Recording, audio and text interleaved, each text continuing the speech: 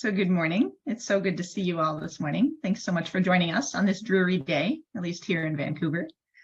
Before we get started, I just want to acknowledge that we're meeting on the traditional, ancestral, unceded territories of the First Nations and Native American peoples. So here where I am in Vancouver, we're on the land of the Musqueam, Tsleil-Waututh, and Squamish nations. But I know many of you are on the land of other nations. So if you'd like, please feel free to write those nation names in the chat. Let's always remember our connection to our siblings in these nations and pray for the day in which we might be with them in right relationship. So welcome. Welcome to Living Interfaith. Know that the whole of you is welcome. You're not asked to leave who you are in your own homes. Please bring who you are in with you. But what you are asked to remember is that everyone around you has brought who they are in with them as well. And all of goodwill are welcome. When you're ready, let's sing.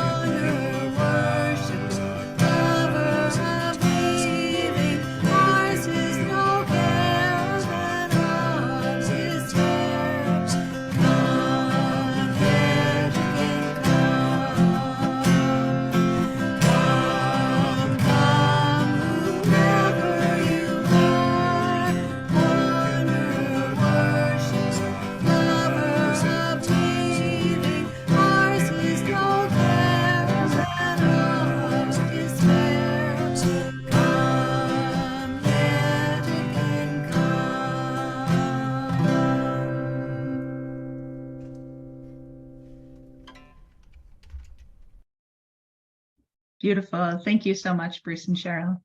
So I have a few announcements. Our first announcement is I'm just so grateful. Last week, we put out a call for donations and for pledges. Around the new year, we had lost some of our big donors. And because we haven't been able to get charity status because of our inability to pick one particular view of God, we have relied just fully on donations for the whole time we've been in existence for the last 4.5 years. And then so as folks are having a hard time with the economic downturn, which is so understandable, that also has extended to us. And so we were really worried that we were actually going to run out of money over the summer. So we were trying to figure out what to do about that. So we put out a call for donations and pledges last week, and it was so amazing.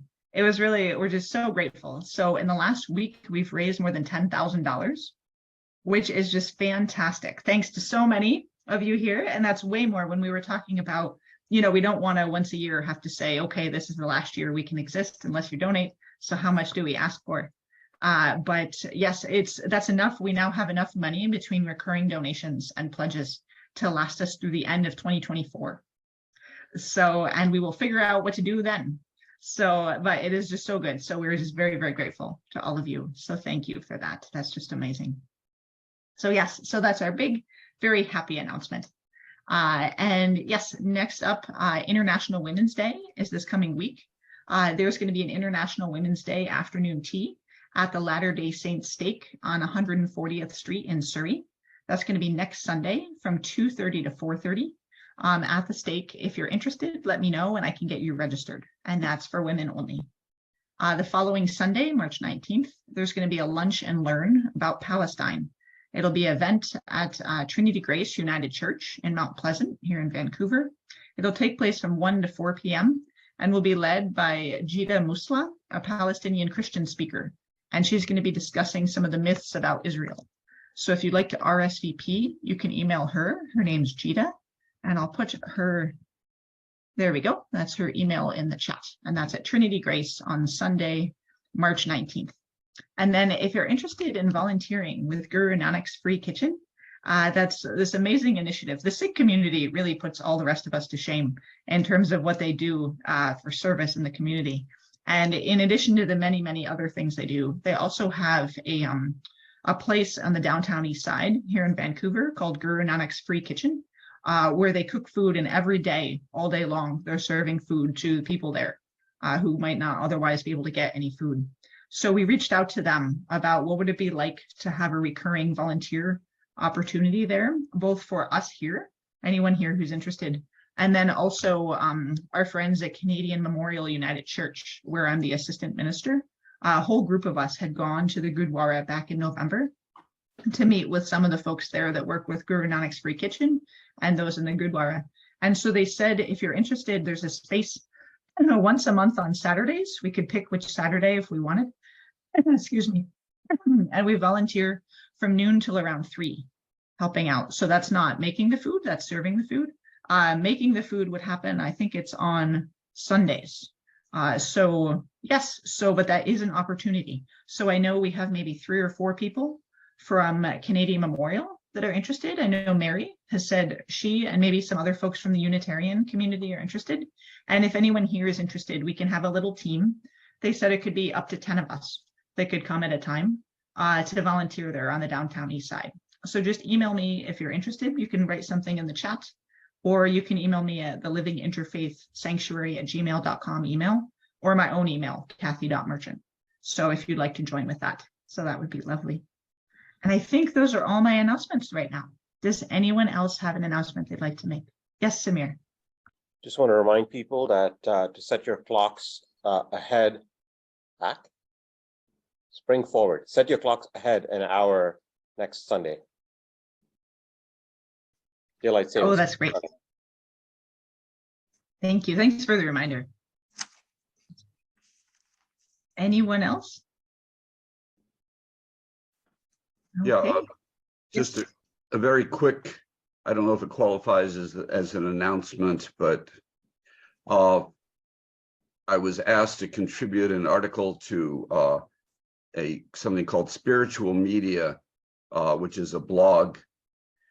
And so I wrote about the how, why, and wherefore of the book that I think I've already announced is an afternoon's dictation. It will be available in June. It can be pre-ordered now if someone desires.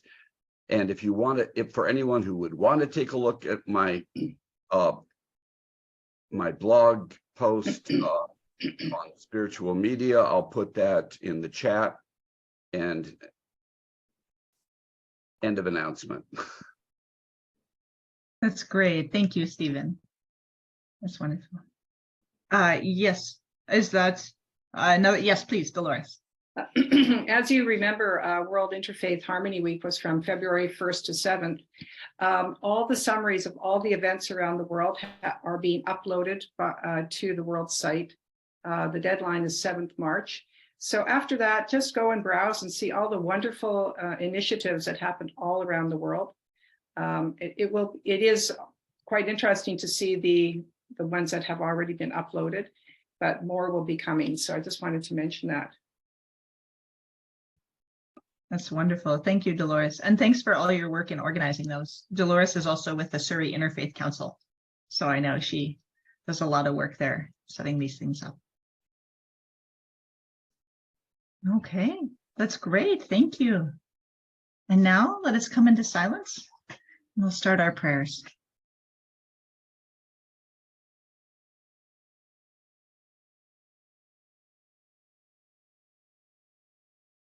This is a prayer from Anil Chawla. Let us learn to laugh at ourselves. Let us learn to dance and sing, virtues we've forgotten in the hustle bustle of life. May we be naughty and childlike without malice. May we learn to love one and all selflessly.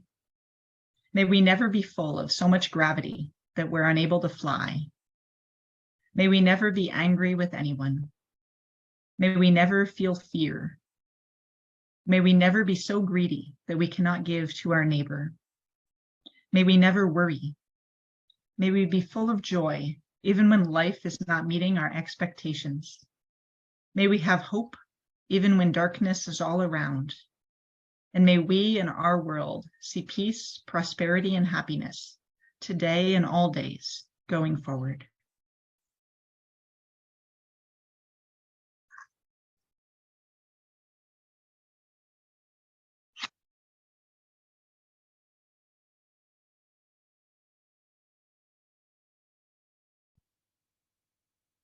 My kids wanted to show you all the stickers they put on my candle. So they were very proud of themselves. They have lots of fun stickers. This is from Mirabai. O beloved Sri Krishna, color my soul and heart with your love and devotion. Shanti, Shanti, Shanti. Peace, peace, peace. And now let us offer one another a sign of peace. Peace, everyone. So good to see you this morning. Peace to all of you. Assalamu alaikum. Shalom. Friends, Salam, salam. Peace all. Peace all. peace be with you. Peace, everyone. Peace be with you. Peace. Om And Shanti. comfort. Peace. Love, peace, and happiness to all. Peace to everyone. Yes. Beautiful. And now when you're ready, let's sing.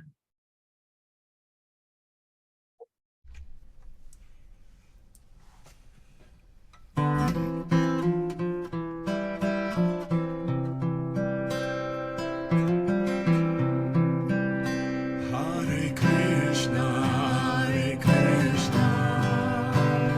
Krishna Krishna, Hare Hare, Hare Rama, Hare Rama, Hare Rama, Hare Hare, Hare Rama, Hare Krishna, Krishna Krishna.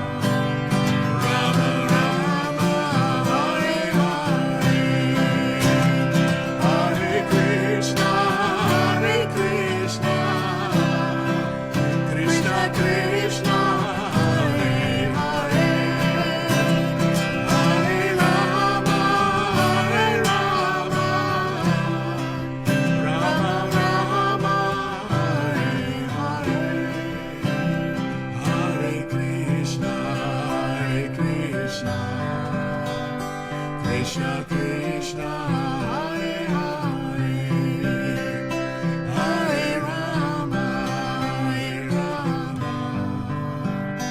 Rama Rama, Hare Hare. Beautiful. Thank you so much. Now, if you'll join me in our joint affirmation. We come together in peace. We sing together in joy and with love.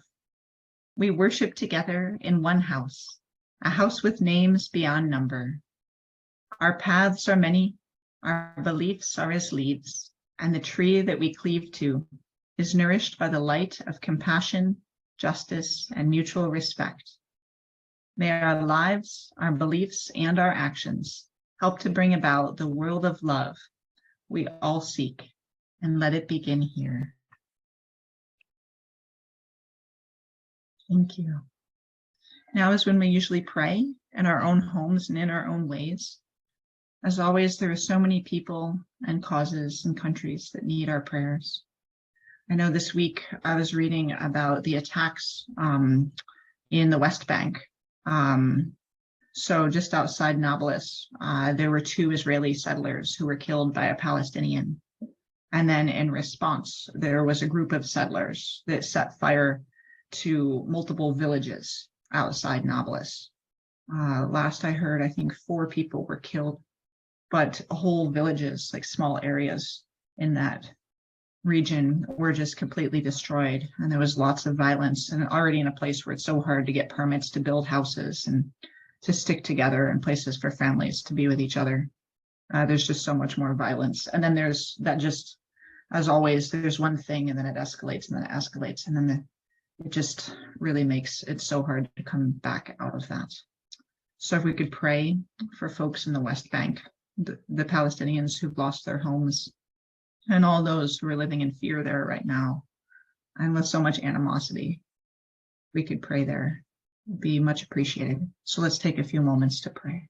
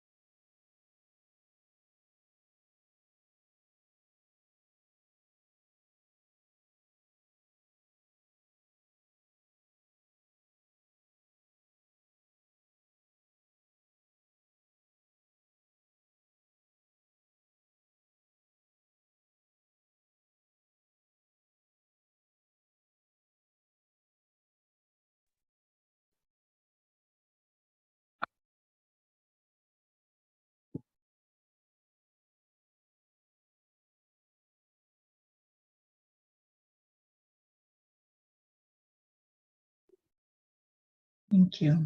And then when you're ready, let's sing.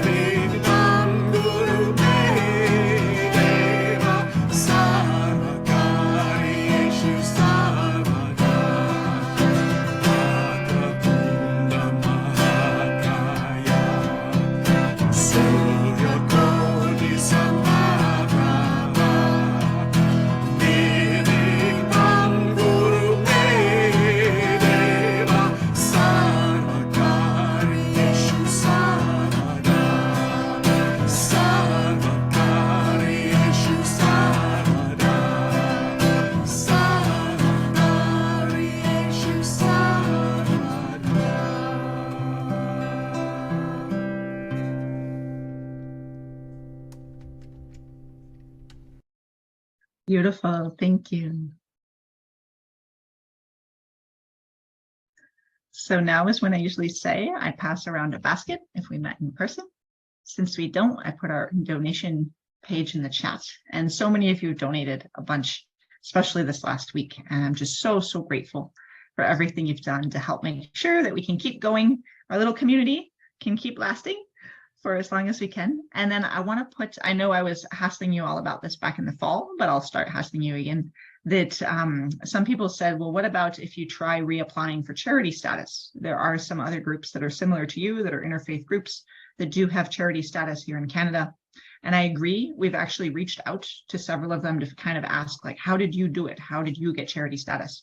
And it seems like there were a few different things at play. Some of them applied a while back when the regulations were different. And others, it seems like if you kind of know the right language to use, that probably even in our current manifestation, as not just supporting one particular faith tradition, but celebrating all in this way, we could probably still get charity status as a religious entity. But so there's a group in Kitsilano that is a charity that supports other charities. And so if we took our paperwork to them, they could help us, hopefully, inshallah, they could help us frame it in the right way to help us reapply and hopefully get charity status that would make us not have to bother you for donations all the time, but would then open things up in certain ways. We'd have more opportunities for other types of funding. But before we can ask them for that, we still need a treasurer. So if anyone who's based here in Canada would like to be the treasurer, we do a lot of that work ourselves, so we could help you kind of manage that. It's not like it would be heavy lifting in terms of running QuickBooks or something like that. But if you could help us so that we have the other roles on our board filled, but not that role, and we need to have a full board and kind of have certain ducks in a row before we can ask them to help us reapply for charity status. So I'm putting that out there. If any of you would like to help us in that way, that would be great. And this will probably not be the first time I ask. So thank you. So when you're ready, let's sing. Bruce and Cheryl have another song for us.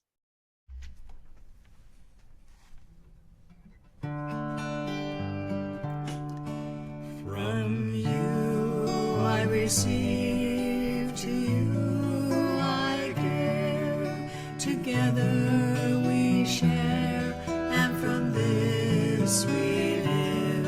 From you I receive, to you I give. Together we share, and from this we live. From you I receive, to you I give. Together we share, and from this we live.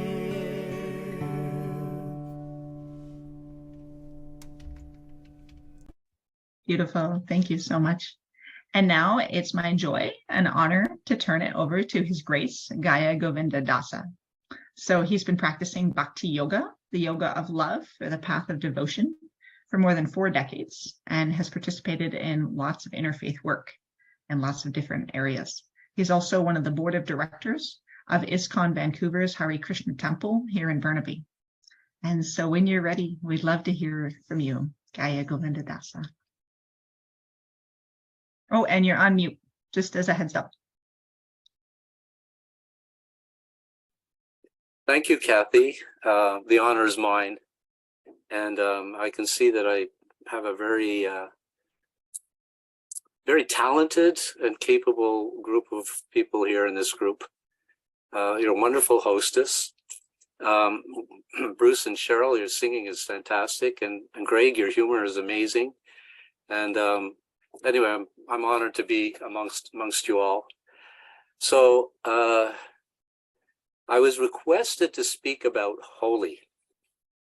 This is the time for Holi. It's a very popular festival. It's popular, especially in India and other parts of Asia, but also now it's becoming popular around the world. And the origin of Holi is kind of interesting. I have for some friends from India, and just out of curiosity, I asked them, growing up in India, what did you know and understand about Holi? And after asking a few of them, most of them said it was just a festival that we enjoyed. We had no idea really what the meaning is or what the meaning was. And one of them mentioned something about an ancient history. And another one mentioned, something about throwing colors on each other and just being joyful. Another mentioned we have a big fire. In fact, one of them was saying when he was young, he was watching this supposedly joyful occasion. And they're making this big fire. And it gets out, they just get so much in a frenzy of excitement that sometimes they encroach on people's private properties and take their wooden furniture or wooden things and throw it on the fire and dance around. And then another part, of course, is the throwing of colors. Actually, Kathy, if you're able to give me a little bit of a share, if I could share the screen, I have a few pictures of throwing of the colors from some festivals here in North America. And so it's a very, and it is a joyful thing. Sometimes it's related to spring, new growth. They incorporate that. They relate it to good over evil, things like that. And for those of us who are coming from maybe a more Christian-oriented background, a little more familiarity, we can relate it a little bit in the sense to Christmas and what's happened with Christmas. We know, for the most part, Christmas was the birth of Christ, but different cultures have added different things like the Christmas tree and other gift giving, the idea of Santa Claus, which was based on an actual figure, Saint Nicholas, who was a very giving person and gave gifts. And so through the course of time, the whole system and the idea that the additions were nice additions, but not necessarily the actual source of the original idea behind Christmas. And there's nothing wrong with that. So in the same way, we take our reference from Holi, and what is the actual reference? And we take our reference from a source, we take it from Vedic knowledge or from scriptural knowledge, because scripture is what gives us the actual history rather than something that may be created by some sentiment or speculation or new ideas. So the actual origin of Holi comes from a very ancient Puranic. Purana means ancient history, from the Puranas, ancient story that's related to Lord Krishna in one of his incarnations. And there was a very evil ruler controlling the entire universe. It's described very, very, very powerful. But he knew that in this world there's such a thing as morality, and he wanted to become immortal. He wanted to live forever.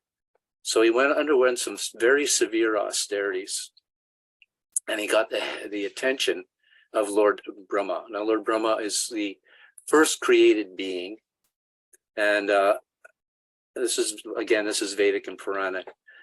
So Lord Brahma said, because of your austerities, I'm going to give you some boons. And so immediately says, I want to live forever. Lord Brahma said, even I don't live forever, so I can't give you that boon. So then the name of this person was Hiranya Kashipu. Hiranya means soft bed, or Kashipu means gold. In other words, sense gratification of the highest degree. So Hiranyakashipu is very, very intelligent. He's saying, okay, well, make it so I don't die during the day. I don't die during the night. Lord Brahma granted, okay. Make it so I don't die on land, I don't die in water, and I don't die in the sky. And in this way, I don't die by any weapon. I don't die during the day. I don't die during the night. And so in this way, he kind of like covered all his bases. And he got this benediction. So he was thinking he was very, very moral. But he was a very aggressive, vile leader, and also very atheistic. He considered himself supreme. But somehow or other, he had a son. His son's name was Prahlad. And his son was actually very theistic. He believed in God. He understood that there's actually a supreme person that's, you know, controlling everything, even controlling his own father. After all, just if you look at nature, you see how the oceans are filled with salt. The water of the oceans filled with salt, which preserves the water. And then through the agency of the sun, it's transported up into the form of clouds. And then by the agency of the wind, it's moved and put over the top of the mountains. It falls into ice and snow, where it's held in reserve. And then again, by the agency of the sun, it melts and it goes down the mountainsides. Every continent has a mountain, and the waterways act as the veins, nourishes the whole planet, goes back into the ocean. It's such a brilliant, intelligent design. And so somebody must have created this. It just doesn't happen by chance. This was Prahlad's perspective. But the more Prahlad was leaning towards there's somebody, a controller greater than his father became more and more vicious and angry towards his son. Now, his son was only 5 years old, and his father tried to kill him in so many ways, but he wasn't able to. He threw him off a cliff. He actually threw him into a pit of poisonous snakes. And Hiranyakashipu had a sister, Prahlad's aunt. The aunt's name was Holika. Now, Holika, she had a special ability that she could go into a fire with a special cloth and she wouldn't get burned. So the plan was she would take Prahlad on her lap, go into a fire, and then throw Prahlad into fire, and he would burn. But at each turn, some amazing sense of protection coming from, could say, the Lord, Prahlad was always saved. And in this case, what happened was when Holika went to burn Prahlad, Prahlad actually was not burned. He was unscathed by the fire, kind of like a little bit like Daniel and the lions, where Daniel is thrown into the pit of the lions and they don't have any vengefulness towards him because he's such a saintly person. But his aunt, Holika, she burned. And this is really the origin of Holi. So many traditions, they have a fire. And as I was mentioning earlier, this one that they just make the fire and they're bigger and bigger and bigger. And the idea is that the fire consumes Holika. And they call the fire holy fire. And another tradition that you see in the world is throwing of colors. Sometimes it gets very, very chaotic. They throw colors at each other. They throw colors at their friends. It's very, very, very joyful. And did you give me sharing rights? Am I able to share? Yes, I did. You should be. I made you a co-host. Okay. So here's an example. This is one of our centers in Utah, which actually has the largest holy festival. And we call it the Festival of Colors. And how do I change to go to the next slide? Oh, wait a You minute. can try pushing down or pushing over. No, I don't think, no, I can't do that. Oh, well. Sorry about that. Anyway, this is one of the festivals. It's certainly in of all places in Utah, and it's the largest color festival. It's very, very joyful. You can see all the people covered in colors. Stop share. I'll stop share and just do it this way. Go to another. There must be a better way to do this. Oh, here we go. Let's try this. Try it this way. Yeah, there we go. Now we got it. This is actually local people here in Vancouver. We had the festival here. You can see everybody's just happy and joyful, and families and young people and old people. This we can't see the new picture, just so you know. We can't see. Oh, you can't see the see the previous picture. Oh, you don't see these pictures? Oh. We just see little, I mean, we can kind of see little ones. Oh. Okay. Oh, I'm sorry about that. That's okay. Anyway, again, this is back at Utah. I don't know if you can see the picture or not. So this idea of throwing colors, it's very, very festive. It's also related because of the time of year. It's kind of morphed into a new beginning, spring, a new growth that's connected to Holi.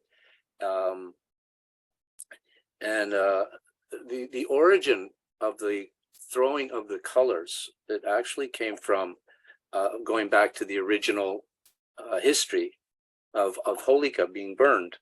The fire is there, and the colors were after the fire burned down, and all the regular citizens, they saw that this demoness was burned. They became very joyful. They were very, very happy, and they started to dance around. And then they picked up the cooled ashes, and then they started to throw the ashes, and they throwing the ashes up in the air and at each other, and it was a very joyful occasion. So this is kind of like the actual origin, the historical original origin of the Holi festival, and now it's one of the largest festivals in the world, and it's becoming more and more popular because it's very joyful. But also, speaking with some of my friends who grew up in India, sometimes people, because it's something that everybody does, especially the throwing of colors. Sometimes it's colored water, and sometimes they would mix dyes in the water that would not be easily washed out, and they would use this as an excuse to gain revenge on their enemies, and they would just throw it on their enemies. Related to Lord Krishna, when Krishna was in the area of Vraj or Vrindavan, where he had his earthly pastimes, with his friends, sometimes they would engage in a similar activity of squirting water on each other with syringes, being playful in the water, and it's connected to the same time frame. So that's kind of like the origin of the Holi festival. And but there are different. We take the actual history from a genuine scripture, because so many things can become along the way. They're incorporated. There's an interesting story that one girl, she's getting married, and they're going through the whole wedding process, and then while the wedding is about to take place, a cat wanders in to the arena. They have a special arena where they perform the rituals, and a cat starts wandering in, coming into the rituals. And so the mother notices this, and not wanting to disrupt the wedding, she takes a box, puts the box over the cat, and the wedding goes on. So now the young girl, who is now herself older, and she now has children, and now it's time for her daughter's wedding. So she's arranging for the wedding, helping the daughter arrange for the wedding, and then she says, "Oh yes, and now we have to have a cat, and we have to have a box." So now this is incorporated into the wedding, and it carries on tradition.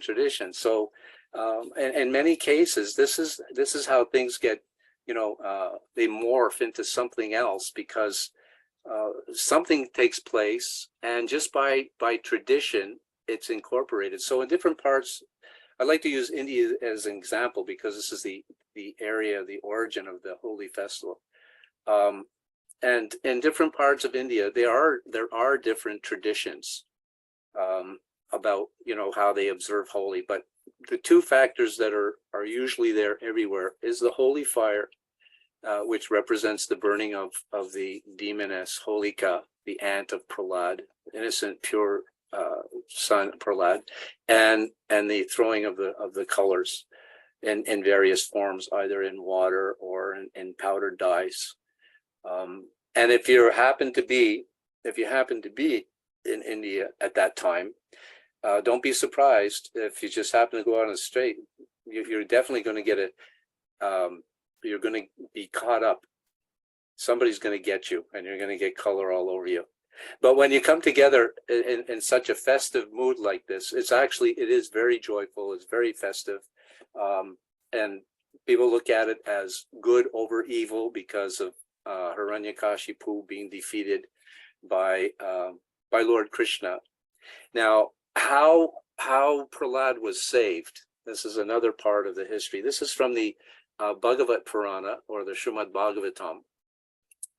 And how Prahlad was saved was that his father finally was challenging Prahlad to the point that he drew his sword. He was going to cut the head off his son, because his son would just not submit to accepting his father as being supreme. So then he asked his son, "So where is your God? Where is the supreme God?" And Prahlad said, "He's everywhere." And his father said, "Oh, is he in this pillar?" His son said, "Yes." Actually, it's not that inconceivable, because within the center of everything, within our hearts, actually, God is situated in our hearts. We are a spirit soul, and within us, we are a soul. We have a body. And also within our heart, we have God. And according to the time, place, circumstance, God is unlimited. He has unlimited names. He has unlimited characteristics, and according to unlimited names. And we can know him differently. Just to give you an example, how an ordinary person has different names, and according to the relationship you have with them, you address them by a different name. They may be your friend. You may have a nickname. They may be a superior. They're addressed with a more formal name. They may be a family person. They're called daddy by the children, and the one who may know them the most intimately, husband and wife relationship, sweetie pie. So there's different names, and they have different relationships and understanding of who the person is. So God is like that. He's unlimited. He has unlimited names. He has unlimited pastimes. He has unlimited relationships with so many different, all living entities, whether they accept or they don't accept. So when Hiranyakashipu challenged his son, "So is he in this pillar?" And Prahlad said, "Yes." And so he picked up his sword and was, to hit the pillar in a kind of like a mocking way. And from that pillar manifested an incarnation of Krishna known as Nrsimhadev. Nrsimha means lion, and half man and half lion. He was half man and half lion. And so then a battle ensued. It's described in the Purana that Nrsimhadev was toying with Hiranyakashipu just as a cat toys with a mouse. And sometimes Hiranyakashipu was feeling that, yes, I have the superior position. So then what ultimately happened was Nrsimhadev, the half man, half lion, picked up Hiranyakashipu, sat him on his lap, and then bifurcated him with his nails. So he wasn't an animal. He wasn't a human. Hiranyakashipu didn't want to be killed by an animal or a human. And when this happened, it was at dusk. So it wasn't at day, and it wasn't during the night. And another request for the boon that was granted: it can't be inside, it can't be outside. So it was actually in the threshold, neither in the house, neither in the building or outside the building. He picked him up and he sat him on the lap. So he wasn't on the ground, he wasn't in the water, he wasn't in the air. And the weapon that was used was not a man-made weapon, but was the nails of Nrsimhadev. And in this way, the powerful demon, good over evil, came to manifest. So for those, if you actually see, there are many pictures that you can see of Nrsimhadev, the half man, half lion. If you go to South India, there's ancient temples there that were specifically for the personality of Nrsimhadev, the half man, half lion incarnation. And there are many ancient temples. So this good over evil is connected with Holi, because it was started with Holika, who was burned in the fire. And the pastime was because the saintly son, who was the nephew of Holika and the son of Hiranyakashipu, was tormented. And it also indicates that the Lord always protects his surrendered devotee. So in a sense, that's the actual history of Holika. And it is a very joyful event. For whatever reason, people come together and celebrate, and it's always very, very joyful. So I think I must be out of time. Yeah, there's a bas relief of Hiranyakashipu bifurcating Hiranyakashipu. Thank you. Yes, it's described that it's so gory that Nrsimhadev, he actually took the intestines of it sounds so gory. He took the intestines of Hiranyakashipu and put it around his neck like a garland. And it's a horrible vision for the non-devotees, but for the devotee, it's a beautiful sight. And it's another indication that everything comes from the Lord. So even anger is personified by God through Lord Nrsimhadev. And anger used in the right way can be divine. It's not that we have to be very, very careful of how our anger is used. If we're using our anger for our own self-interest, which can be very subtle, then it's not really appropriate. But if anger is used when there's a right cause, then it's legitimate. And of course, this is demonstrated by Lord Nrsimhadev over Hiranyakashipu to protect his very innocent, pure, saintly son. So it's the same with wars. When there's an aggressor, unfortunately, sometimes, the aggressors have to be dealt with. And therefore, sometimes you have to become like the police department, for instance. If there's an aggressor and innocent people are at stake, then sometimes force and aggression has to be used. So I hope that thank you so much. That was amazing. I didn't know any of that history at all. I don't know how many other folks here knew it. And most of the, like I said, most of the colleagues in India, they didn't know the origin or the history. It's just something that's very joyful. It's just like a child and Christmas. They don't necessarily know the meaning of Christmas. It's just a wonderful time that we enjoy. So it's That's amazing. Well, thank you so much. No, this was wonderfully informative. I really appreciate your time and expertise here. We usually, Bruce and Cheryl have a closing song. I usually do the closing prayer. And then do you have a few more minutes to stay just till about 11:15 or so if anyone has any follow-up questions? Oh, absolutely. Okay? Yes. And I really do hope that you do. Any kind of a question, even a challenging one. I thrive on that. Kathy, I found a little video of Holi up the Utah, if you want me to show it. Yes, can we do that? I just want to be mindful of Bruce and Cheryl's time in particular, because they usually have a gig right afterwards. So can we do that just after this? Thank you so much, Mary. I really appreciate it. Okay, when you're ready, Bruce and Cheryl.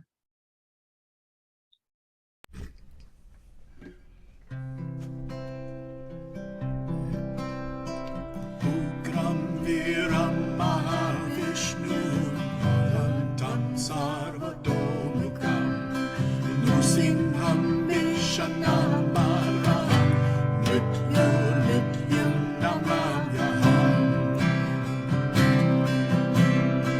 Ugram Viram Mahavishnum Yantam Sarvatomukam Nrsimham Vishanam Mataraham Mrityur Namamyaham Ugraviram Mahavishnum Anantam Sarvatomikam Nrusimham Vishanam Mataraham Mrityur Namamyaham Ugraviram Mahavishnum Anantam Sarvatomikam Nrusimham Vishanam Mataraham Mrityur Namamyaham Ugraviram Mahavishnum Anantam Sarvatomikam Nrusimham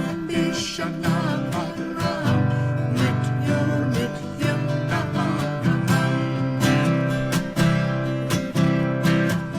Ugraviram Mahavishnum Jvanantam Sarvatomukam Nrusimham Vishanam Mataraham Mrityur Namamyaham Ugraviram Mahavishnum Jvanantam Sarvatomukam Nrusimham Vishanam Mataraham Mrityur Namamyaham Mrityur Namamyaham Mrityur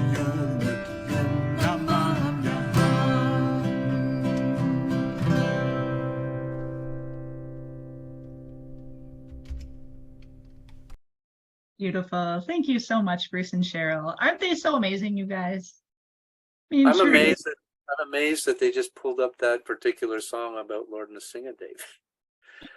I don't know if they were planning to do that today or not, but it was certainly appropriate in any case. Yeah, that's the plan. Songs for Holi.